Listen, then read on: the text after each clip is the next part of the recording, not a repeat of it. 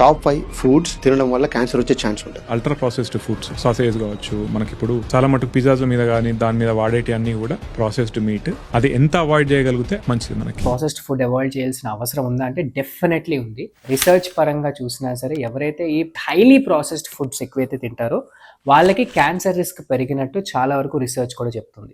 ఈ highly processed ఫుడ్స్లో మనకి ఎన్ నైట్రోసో compounds అని ఉంటాయి. ఈ ఎన్ నైట్రోసో కాంపౌండ్స్ మన క్యాన్సర్ రిస్క్ని అమాంతంగా పెంచేస్తాయి.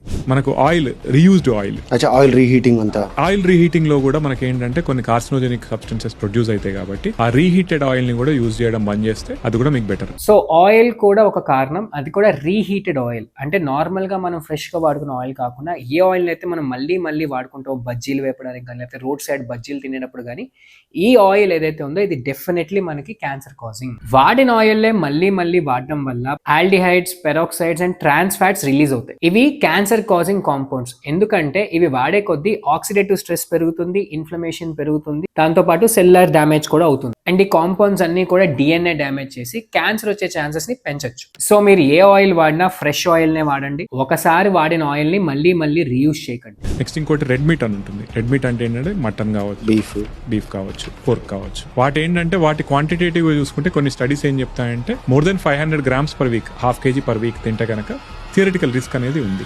అవాయిడ్ చేస్తే మంచిది. కంప్లీట్ గా అవాయిడ్ చేయమని కాదు, బట్ రెగ్యులర్ గా కన్సంప్షన్ అనేది ఆపితే మంచిది. రెడ్ మీట్ సంగతికి వచ్చేసరికి అంటే రీసెర్చ్ చాలా డివైడెడ్ గా ఉంది ప్రస్తుతానికి. ఎందుకంటే రెడ్ మీట్ కి ప్రాసెస్డ్ రెడ్ మీట్ కి చాలా తేడా ఉంది. అంటే మీరు ఫ్రెష్గా మటన్ తీసుకొచ్చి ఇంట్లో వండుకుంటున్నారు అనుకోండి, దాని రిస్క్ ఫ్యాక్టర్ ఒకలా ఉంటుంది.